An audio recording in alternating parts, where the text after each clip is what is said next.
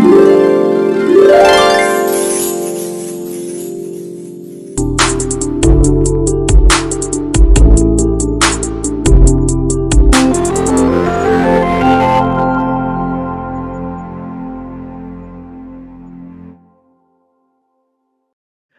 Back. कैसे हो आप लोग? आई होप आप लोग अच्छे होंगे और पढ़ाई अच्छी से चल रही होगी, रिवीजन कर रहे होंगे और सबसे इंपॉर्टेंट नोट्स बना के चलते होंगे। वैसे भी कहा जाता है शिक्षा की जड़ें कड़वी होती है मगर उसका फल बहुत ही मीठा होता है। इसी भावना के साथ आप पढ़ते रहिए। अगर थोड़ा मन से भटके तो भी मन लगाइए ये सोच के कि आगे जो समय है वो हमारा बेहतर होगा और हमेशा होता ही आया है। तो आज हम लोग एपी के nth टर्म से रिलेटेड जो क्वेश्चंस होते हैं, यहां से जनरली एपी से दो ही तरीके का क्वेश्चन एग्जाम में या फिर किसी भी लाइफ में यूजफुल होता है। एक तो nth टर्म से रिलेटेड, मतलब पांचवा टर्म, छठा टर्म, 10वां टर्म, 20वां टर्म, 100वां टर्म, है ना ऐसा। और दूसरा उन सबको जोड़ना, ऐड करना, इनसे रिलेटेड क्वेश्चंस होते हैं। और ये क्वेश्चंस ना रियल लाइफ के ही प्रॉब्लम को सॉल्व करते हैं। तो चलिए बिना देरी किए हुए हम लोग आज की इस क्लास को स्टार्ट करते हैं और देखते हैं वो आसान तरीका क्या है। nth term of arithmetic progression यानी एपी, ये होता क्या है? तो an arithmetic progression is a sequence in which the difference between any two consecutive term is constant।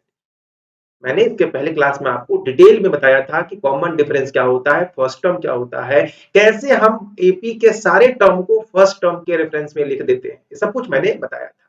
ठीक है, जैसे मैंने बताया कि अरिथमेटिक सीक्वेंस, अरिथमेटिक प्रोग्रेशन एक सीक्वेंस ही तो होता है।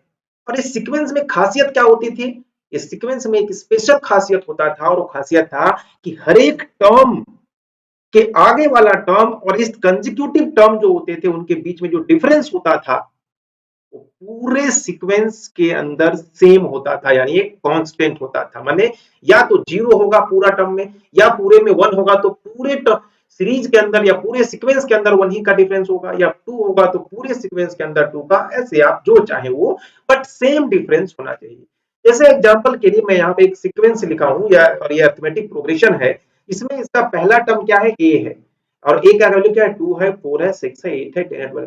कोई भी दो कंसेक्यूटिव टर्म को देखो तो पहला तो देखो, जैसे इन दो को देखोगे तो 4 में से 2 माइनस करोगे तो 2। कोई भी, अब मान लो इन दो कंसेक्यूटिव टर्म को लेना, 12 में से 10 माइनस करोगे तो 2। तो इस तरीके से आप देख रहे हो कि हर जगह सेम होता है। तो अगर आपको सेकेंड टर्म लिखना है, फर्स्ट टर्म क्या हुआ बताइए यहां से? बोलोगे फर्स्ट टर्म तो सर 2 है। अगर सेकेंड टर्म लिखना है तो कैसे निकालोगे? तो सेकेंड टर्म लिखना होगा तो बोलोगे फर्स्ट टर्म में अगर हम डिफरेंस ऐड कर दे तो फर्स्ट टर्म प्लस डिफरेंस, देख लो डिफरेंस है ना ये फर्स्ट टर्म, और उसमें सिर्फ डिफरेंस आगे बढ़ा तो हो गया 4, और देखो सेकेंड टर्म मिला ना 4। अब थर्ड टर्म इसका फाइंड करके आप मुझे बताओ क्या होगा? बोलोगे फर्स्ट टर्म, और दो बार दो तो बढ़ा है ना, दो बार, क्योंकि यहां से देखो ना एक और एक थर्ड टर्म में दो बार डी बढ़ा होगा, तो कितना हो जाएगा? इसे बोल सकते हो 2 प्लस 2 इंटू 2, यानी 2 टू जा 4 और 2 कितना हो गया? 6। देखो थर्ड टर्म 6 है। तो इसी तरीके से अगर फोर्थ टर्म अगर करना निकालना होगा तो 2 प्लस 3 बार क्या निकालना होगा? 2। तो 2 इंटू 3 करोगे, 3 बार 2 ऐड करना होगा, 3 बार डी आएगा, तो 3 टू जा 6 और 2 कितना मिल गया? 8। अब इसी तरीके से फिफ्थ टर्म निकालो, कोई भी टर्म निकालना हो तो आप सिर्फ फर्स्ट टर्म और कॉमन डिफरेंस में ऐसे लिख सकते हो। तो 2 का डिफरेंस से 4 हो जाएगा, तो 4 दूना 8 और 2 कितना हो गया? 10। तो आपको इससे क्या समझ आ रहा है?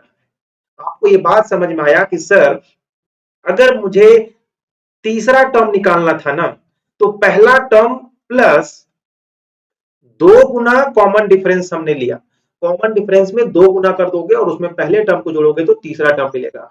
इसी प्रकार से अगर पांचवा टर्म निकालना है तो क्या करोगे? पहला टर्म में 4 गुना कौन सा टर्म? कॉमन डिफरेंस के साथ ऐड करोगे तो मिल जाएगा आपको पांचवा टर्म। तो एक बात इससे क्या समझ में आया कि अगर हमारे पास फर्स्ट टर्म और कॉमन डिफरेंस पता हो जिसे डी कह रहे हैं, तो एपी के कोई भी टर्म को हम लोग फाइंड आउट कर सकते हैं बहुत आसानी से।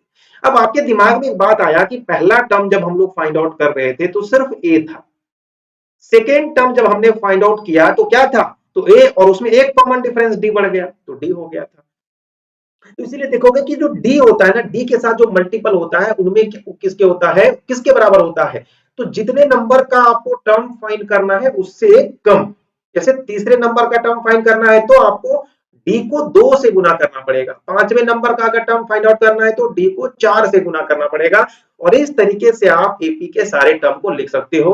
और हमने बताया भी था कि अगर कोई भी एपी अगर आपको लिखना है फर्स्ट टर्म और कॉमन डिफरेंस के रेस में, तो कैसे लिखोगे? पहला टर्म ए, दूसरा टर्म में क्या बोला मैंने? ए और डी, तीसरा क्या हो जाएगा? ए और 2d, ए प्लस 2d, चौथा टर्म क्या हो जाएगा? ए प्लस 3d। और ऐसे करके आप चाहें तो कोई भी टर्म लिख सकते हैं। क्लियर है बात या नहीं जी? अब इनको अगर मैं बोलूं कि अगर आपको इसमें ओवरऑल दिख क्या रहा है, इसमें आपको दिख क्या रहा था, इसे थोड़ा डिकोड करके जरा ध्यान से देखो कि जब दूसरा टर्म करना था तो ए प्लस 2 में से 1 माइनस करके और कॉमन डिफरेंस से मल्टीप्लाई करते थे। जब आपको तीसरा टर्म करना था तो ए प्लस 3 में से 1 माइनस करके, देखो तीसरा टर्म था ना, तो 3 में से 1 माइनस करके डी से मल्टीप्लाई। चौथा टर्म निकालना हो तो ए में 4 में से 1 माइनस करके डी से मल्टीप्लाई करना है। तो अगर इसी तरीके से अगर आपको nth टर्म निकालना हो, समझ रहे हैं आप? nth टर्म, ये क्या हो गया? पहला टर्म, ये क्या हो गया? दूसरा टर्म, ये क्या हो गया? तीसरा टर्म, ये क्या है? चौथा टर्म। तो अगर मुझे nth टर्म निकालना है तो a तो रखना ही पड़ेगा, और जितना टर्म निकालना है उसमें से 1 माइनस करना होगा, और डी से मल्टीप्लाई कर दोगे तो आपको वो nth टर्म यानी जो लास्ट टर्म जो आप देख रहे थे उसका वैल्यू आसानी से मिल जाएगा। समझ आया? तो अब इसे अगर हम जनरल फॉर्मूले से अगर इस चीज को देखने का कोशिश करें तो क्या होगा कि जो nth टर्म होता है किसी भी एपी का, उसे an से रिप्रेजेंट करते हैं। n मतलब जैसे आप nth टर्म आपके हिसाब से मान लो 20वां टर्म होगा तो n का वैल्यू कितना हो जाएगा? 20, है ना? तो एक जनरल फॉर्मूला अगर ये है, ये क्या मैंने अभी है? जनरल फॉर्मूला, जिसको मैंने अभी क्या करके दिखाया? अभी मैंने आपको इसको प्रूफ करके दिखाया कि जितने नंबर का टर्म निकालना है तो उसमें पहला टर्म प्लस जितने नंबर का टर्म निकालना है उसमें से 1 माइनस कर दो तो n-1, और कॉमन डिफरेंस से मल्टीप्लाई कर दो तो ये आपको मिल जाएगा। जहां पे n जो है, n क्या को दिखाता है? nth टर्म को दिखाता है। a जो है वो फर्स्ट टर्म होता है, n जो होता है number of term, number of term की बात कर रहे हैं, यानी जैसे तीसरा टर्म, चौथा टर्म फाइंड करना है, पांचवा टर्म फाइंड करना है, छठा टर्म फाइंड करना है। और डी जो होता है वो कॉमन डिफरेंस होता है।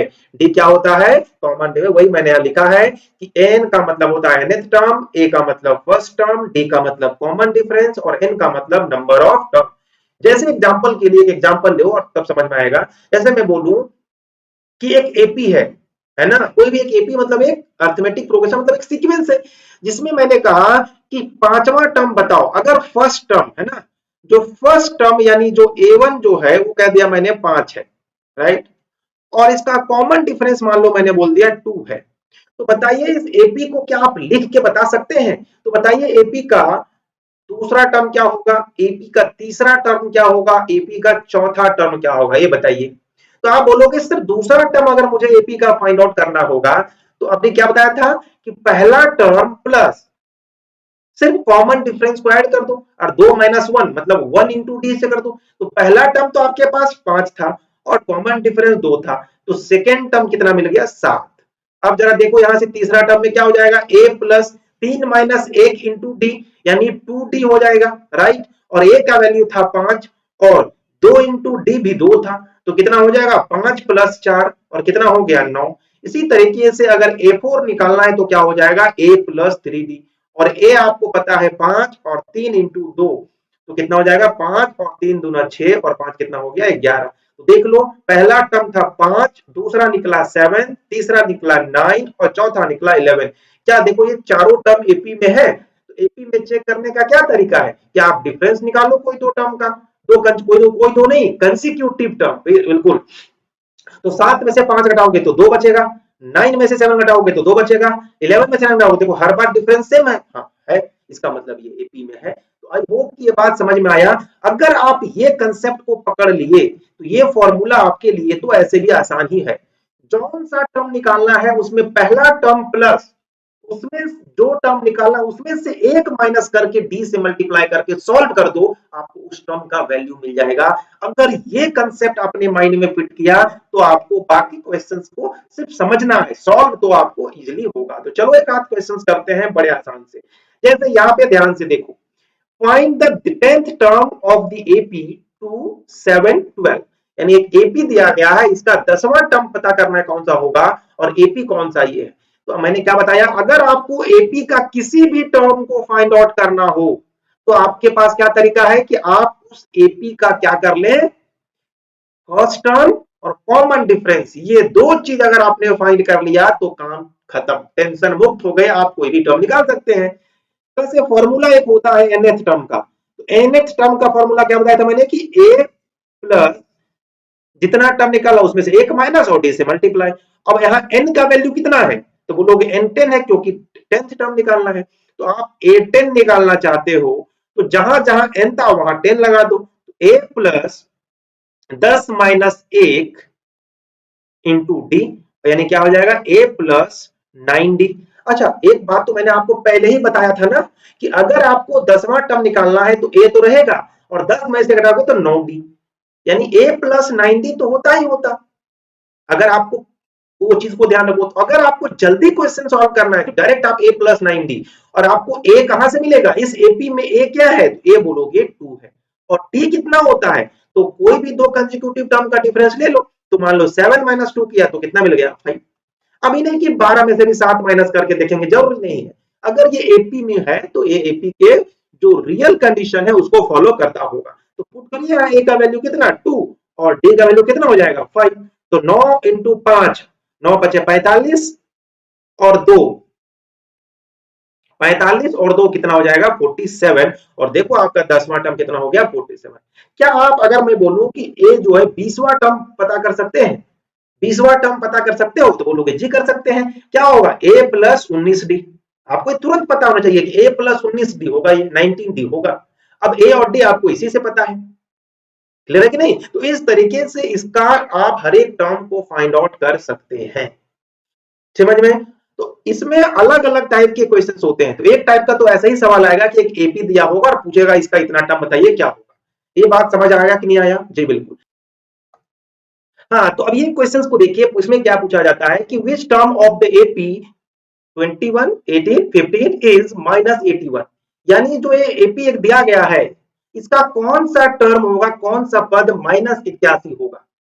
और also is any term is zero, क्या कोई टर्म जीरो भी होगा।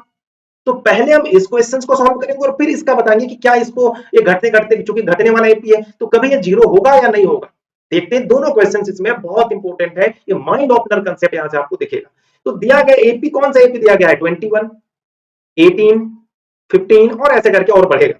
तो यहां फर्स्ट टर्म आपको क्या मिल गया 21, राइट, और कॉमन डिफरेंस क्या मिल गया, तो 18 माइनस 21 और कितना हो जाएगा -3। तो ए और डी आप यहां बहुत इजीली क्या कर लिए हैं, फाइंड आउट कर लिए हैं, राइट। ए और डी जो है आप यहां पे फाइंड कर चुके हैं। तो अब जल्दी से मुझे बताइए कि -81 इसका टर्म है, ये कैसे पता करेंगे। तो लेट कर लेते हैं, लेट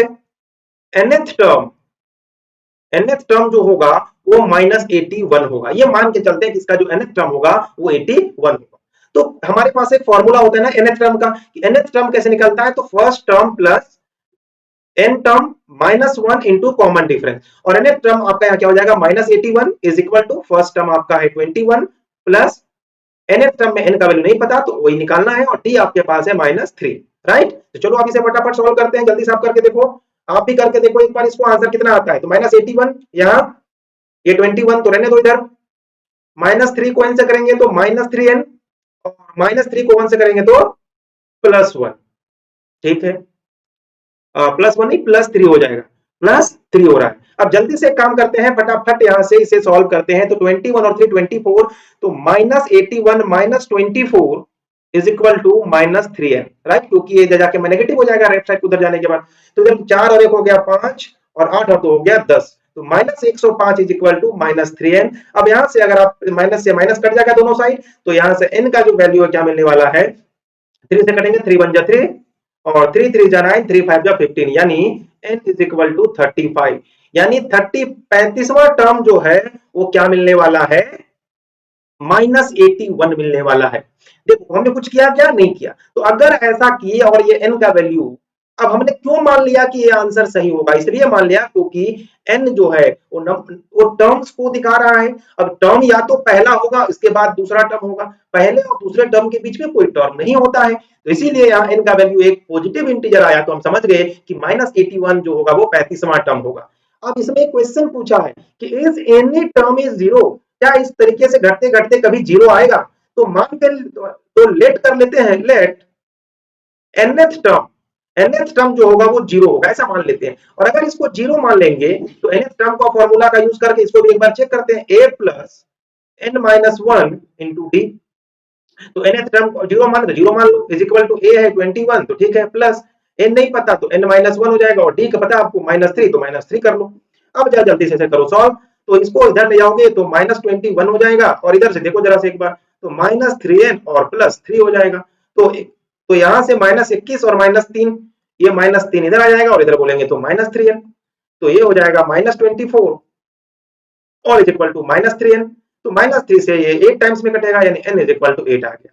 हाँ, इसका मतलब क्या हुआ कि देखो n का वैल्यू क्या मिला मुझे, n का वैल्यू मिल गया एक पॉजिटिव इंटीजर, और इसका मीनिंग क्या हुआ कि n का वैल्यू अगर 8 लोगे ना तो ये वाला जो है वो जीरो आ जाएगा। आप चेक करके देख सकते हो। तो 8वां टर्म का मतलब क्या होता है, a प्लस 7d। तो क्या a प्लस 7d जो है वो जीरो आएगा? तो करके देखो, ये 21 आ गया, प्लस 7 है और ये कितना है -3, आपको पता है। तो 21 माइनस 21 इज इक्वल टू 0, और देखो सही मायने में मिल गया कौन सा टर्म, 8th टर्म जो है वो a प्लस 7d और उसका वैल्यू है 0। तो ऐसे करके अब मान लो कभी बोलते कि क्या इसका कोई टर्म 25 होगा, ऐसा मान लो पूछ लेता क्या इसका कोई टर्म 25 होगा, तो मान के चलते ऐसे करके, और अगर ऐसा करने के बाद अगर ये एक इंटीजर मिलता तो हम कह सकते थे कि हाँ ये वाला टर्म इसका क्या होगा, इसका एपी में होगा। ठीक है, तो ऐसे करके आप क्या कर सकते हो, इसको बहुत आसानी से वेरीफाई कर सकते हो।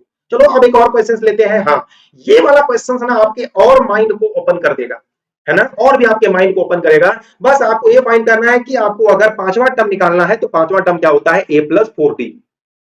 कैसे होता है मैंने सब कुछ समझाया। अब यहाँ पर जो बीच में जो खाली जगह आपको दिख रहा है 4 -4 ब्लॉक ब्लॉक ब्लॉक ब्लॉक 6, यानी इस एपी के अंदर कितने टर्म है, 4। तो यानी क्वेश्चन नंबर 4 को मैं लाना कोशिश करता हूँ। इसमें तो फर्स्ट टर्म जो है वो -4 है, और लास्ट टर्म इस एपी का लास्ट टर्म है, यानी और एक कौन सा टर्म होगा बताओ, ध्यान से देखो, 1 2 3 4 5 6, है ना, 6 बॉक्स है तो छठा टर्म, यानी छठा टर्म इसका जो है वो 6 है। ये दो चीज आपको दिया गया है। अब आपको बस पता करना है कि जो बीच में बॉक्स है उस बॉक्स का वैल्यू क्या होगा, है ना, जो बीच में आपको बॉक्स दिख रहा है उसका वैल्यू क्या होगा, यानी इसके जगह पर क्या आएगा, इसके जगह पे क्या आएगा, इसके जगह पे क्या आएगा, और इस प्लेस पे कौन सा वैल्यू आने वाला है। ठीक है, तो चलो आपको आपको पहला टर्म पता है और छठा टर्म पता है, क्यों, क्योंकि ये पहला है, ये दूसरा टर्म, ये तीसरा टर्म, ये चौथा टर्म, ये पांचवा टर्म और ये छठा टर्म। छठा टर्म 6 था। तो अब क्या छठा टर्म 6, इसका मतलब क्या होता है, a प्लस 5d छठा टर्म का मतलब होता है कि नहीं, अभी मैंने सिखाया ना, ये निकलता है। और आपको यहाँ छठा टर्म जो 6 दिया गया है और फर्स्ट टर्म आपके पास -4 है, तो 5d नहीं पता है, तो यहां से इसको इधर ले जाओगे तो 6 और 4 हो जाएगा 10, और इज इक्वल टू 5d, तो d इज इक्वल टू कितना हो जाएगा 2। तो क्या आप यहां से कॉमन डिफरेंस फाइंड कर पाएंगे, तो जी बिल्कुल, हमने यहां से कॉमन डिफरेंस मिल गया। अब मुझे पहला टर्म पता है और कॉमन डिफरेंस पता है, तो उस एपी का कोई भी टर्म पता कर सकते हैं, सिंपल तरीका वही फॉर्मूले से। यानी अगर मुझे सेकेंड टर्म फाइंड करना है, यानी हम लोग को A2 फाइंड करना है, तो आपको पता है पहला टर्म में से उसके कॉमन डिफरेंस को जोड़ दो, और पहला टर्म है -4 और ये है 2, तो आंसर हो जाएगा -2। तो देखो ये मिल गया। अब तीसरा अगर आपको फाइंड करना है तो तीसरा का क्या तरीका होगा, पहला टर्म +2 इंटू कॉमन डिफरेंस 2, क्यों, क्योंकि 3 - 1 होता है, तो यहां से हो जाएगा ये -4 और +2 इंटू 2, और यानी कितना हो गया 0। अब इसी प्रकार से चौथा टर्म अगर फाइंड करना है तो a प्लस क्या हो जाएगा 3d, और a आपको पता है -4 और 3 इंटू क्या हो जाएगा 2, तो -4 और 3 दूना 6, और हो जाएगा आपको कितना 2। तो ऐसे करके आप हर एक टर्म को क्या कर पाएंगे, बहुत आसानी से फाइंड आउट कर पाएंगे। क्या यहाँ पे आप क्वेश्चन नंबर 5 को भी सॉल्व कर पाएंगे, यहाँ पे तो आपको पहला टर्म नहीं दिया गया है, नहीं दिया गया है, तब कैसे फाइंड आउट करेंगे आप समझिएगा। मैं थोड़ा हिंट दे देता हूं, बाकी फिर आपको थोड़ा घर में करके एक बार देखिएगा। ठीक है, ध्यान से देखिए, इसमें टोटल टर्म कितने हैं, 1 2 3 4 5 6 टर्म है, यानी छठा टर्म जो है वो कितना दिया गया है, -22। तो छठा टर्म का मतलब क्या होता है, a प्लस 5d होता है ना, बोलोगे a प्लस 5d माइनस 22 है, इसे एक इक्वेशन मान लो। इसी तरीके से इसका दूसरा टर्म देखो कितना दिया गया है, इसका जो दूसरा टर्म है वो भी दिया गया है 38, और दूसरा टर्म का मतलब क्या होता है, पहला टर्म और उसमें d को ऐड करने से, यानी a और d जो होगा 38 और ये हो गया 2। अब क्या इन दोनों को सॉल्व करके आप निकाल सकते हो आंसर, बोलोगे बिल्कुल निकाल सकते हैं। तो एक इक्वेशन आपके पास क्या था, ध्यान से रखिएगा कि a प्लस डी जो है वो 38 है, और दूसरा है a plus 5d, a plus जो 5d है वो है माइनस 22। तो अगर आपको इसे सॉल्व करना है तो दोनों को घटा दो, घटाओगे तो हो जाएगा माइनस, ये हो जाएगा माइनस, ये हो जाएगा प्लस, तो कट जाएगा, माइनस 5d में से डी जाएगा तो माइनस 4d हो जाएगा, और यहाँ से जोड़ोगे दोनों तो 8 और 2 10 का 0, 3 2 5 और 1 6, तो यहाँ से डी का जो वैल्यू मिलने वाला है वो 60/4, और करोगे माइनस में तो d is equal to minus 15 मिलेगा, और d का वैल्यू माइनस 15 पुट करोगे तो यहाँ से a का जो वैल्यू है क्या मिलने वाला है, 38 प्लस 15, और 8 5 13 का 3 3 4 1 5 53, यानी a का वैल्यू 53। अब आपको पहला टर्म निकालना है तो पहला टर्म क्या मिल गया 53। अब अगला टर्म आपको थर्ड टर्म निकालना है तो a प्लस 2d, उसका फोर्थ टर्म निकालना है तो a प्लस 3d, और ऐसे करके आप बाकी के टर्म निकाल सकते थे। तो कैसा लगा क्वेश्चन? चलो अब और नए टाइप के भी क्वेश्चन देखते हैं जो हमें ध्यान में रखना चाहिए, और एपी आपको उस प्रॉब्लम को सॉल्व करने में कितना हेल्पफुल होता है, आइए देखते हैं। How many two digit number are divisible by 3? दो डिजिट के कितने नंबर हैं जो 3 से डिविजिबल है? अब इसको काउंट करना है ना मुश्किल का, लेकिन अगर आप एपी का कंसेप्ट यूज करेंगे तो इस टाइप के क्वेश्चन कितने आसानी से सॉल्व हो जाएंगे। ये तो ऐसा भी तो हो सकता है ना कि 3 से डिविजिबल है, कोई बोल सकता है 5 से डिविजिबल है, कोई बोल सकता है कि 2 और 3 दोनों से डिविजिबल है, ऐसे बोला जा सकता है। तो आपको सिर्फ क्या करना है, एक एपी का टर्म निकालना है और फिर मजे में उसको सॉल्व करना है। तो पहले तो बताओ दो डिजिट के नंबर कितने होते हैं, बोलोगे दो डिजिट के नंबर 10 से शुरू होते हैं सर, 10 11 12, और ऐसे करते करते कहां तक जाते हैं तो 99 तक। लेकिन क्या मुझे वो सारे दो डिजिट के नंबर चाहिए, क्या मुझे वो सारे दो डिजिट के नंबर चाहिए, तो बोलोगे नहीं सर सारे दो डिजिट के नंबर नहीं चाहिए, सिर्फ वो नंबर चाहिए जो 3 से डिविजिबल है। तो 10 होता है क्या, नहीं। 11 होता है, नहीं। 12, हाँ। तो पहला टर्म तो जो हो जाएगा 12। अब आपको पता है अगला टर्म कौन सा होगा, 3 जोड़ दो, 12 और 3 15। क्यों, ये डिविजिबिलिटी का रूल मैंने बताया था ना। फिर क्या हो जाएगा 18, और ऐसे करते करते करते 99 जो होता है ये भी 3 से डिविजिबल होता है। अब आपको बस इस क्वेश्चन में ये आपके पास वो नंबर है, ये आपके पास वो सीक्वेंस, अब आपको समझ आ गया। देखो क्वेश्चन ना ये था, आपको पहले डिकोड करके आपने सीक्वेंस फाइंड आउट किया, यानी अरिथमेटिक प्रोग्रेशन फाइंड आउट किया। अब इसमें नंबर ऑफ टर्म काउंट कर लो कितने होंगे। अब आपको इसमें क्या क्या पता है, इससे पहला टर्म तो आपको पता चल गया कि 12 है, ठीक है। कॉमन डिफरेंस अगर आप बात करते हैं तो 15 माइनस 12 यानी 3 है, चलो ये भी ठीक है। लास्ट टर्म जो n है, इसको लास्ट टर्म कहते हैं, वो 99 है। अब आपको n का वैल्यू पता करना है कि n जो है वो कितने नंबर का टर्म है। तो आपके पास एक तो सिंपल तरीका होता है कि n निकालने का, कि a प्लस जितना निकालना उसमें से एक और d से मल्टीप्लाई। n आप 99 मान ली चुके हो, और a आपको पता है 12 है पहला टर्म, n आपको नहीं पता वही तो निकालना, और d आप निकाल चुके हो 3 है। तो 99 में से 12 को माइनस कर दो, इधर बचेगा आपका n-1 इंटू 3।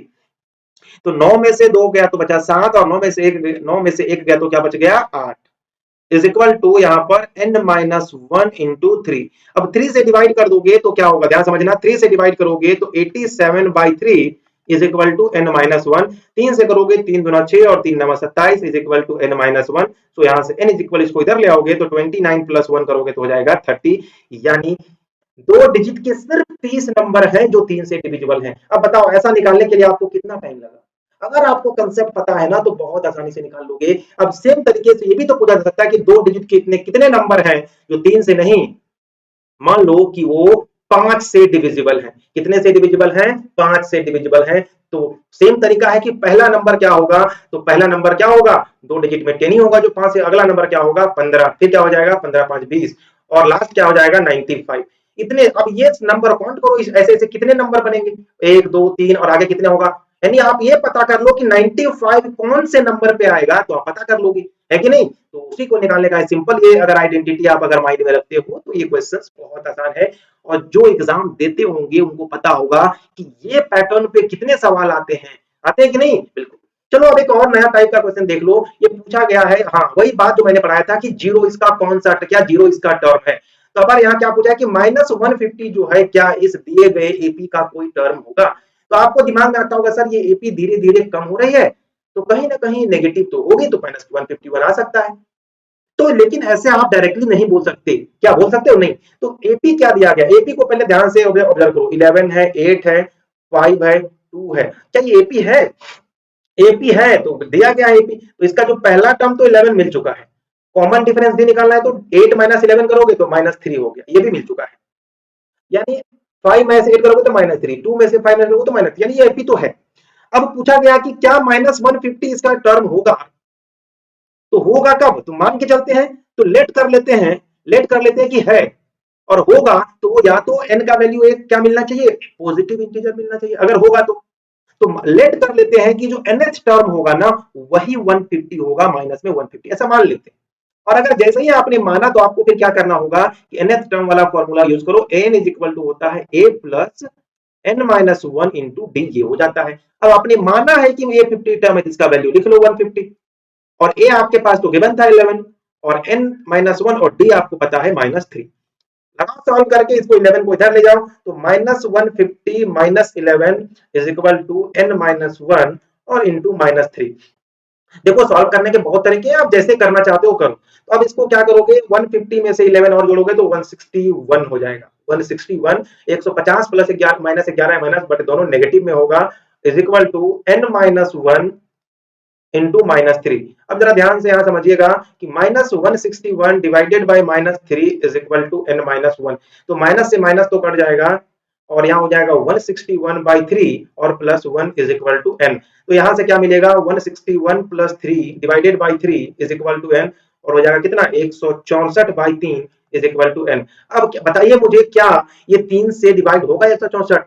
164 को क्या 3 डिवाइड करेगा? नहीं, यानी यहां से n जो है, n जो है वो नहीं है, क्या पॉजिटिव इंटीजर नहीं मिला, पॉजिटिव इंटीजर नहीं मिला n, क्यों? क्योंकि इसको काटेगा तो दशमलव में आएगा या भिन्न में मिलेगा, फ्रैक्शन में मिलेगा। इसका मतलब हम ये बात तो कह सकते हैं कि -150 जो होगा इस एपी का टर्म नहीं होगा। अब आपके दिमाग में ये बात आया कि माइनस, सर आप इंटीजर ही क्यों खोज रहे हैं? इसलिए खोज रहे हैं क्योंकि अगर वो टर्म होगा तो या तो 5वां टर्म, 6ठा टर्म, 100वां टर्म, 50वां टर्म, 120वां टर्म, यही कुछ होगा। ये 5/2वां टर्म क्या होता है? कोई 2.5 टर्म बताया मैंने? नहीं। तो इसीलिए हमने ये कंसेप्ट यूज किया और सॉल्व किया। इसके पहले मैंने क्वेश्चन में कराया था कि 0 इसका टर्म होगा, तो हमने कहा हाँ था, 8वां टर्म निकला था आपको, और देखो n का वैल्यू 8 निकला था, और 8वां टर्म हमने पुट किया तो आंसर मिल गया था, बट ये तो टर्म ही नहीं है। समझ में आया? तो ये टाइप का क्वेश्चन भी आता है। चलो एक और क्वेश्चन देख लो, जो ये एप्लीकेशन पे बेस्ड है ना, ये एप्लीकेशन जो है कि आप उसको एप्लीकेशन में कैसे फाइंड आउट करोगे। एक सुपर राव है, अपना काम शुरू किया था 1995 में। कब शुरू किया था? 1995 में काम स्टार्ट किया, और उस समय उसकी एनुअल सैलरी जो थी 5,000 रुपये थी। कितनी थी? 5,000 रुपये। तो यानी पहले 1995 में, याद रखिएगा, 1995 में उसकी जो सैलरी थी वो 5,000 रुपया थी, याद रखिएगा। और क्या बोलता है, he receive an increment of 200 each year, हर एक साल उसको 200 रुपया इंक्रीमेंट मिलता है।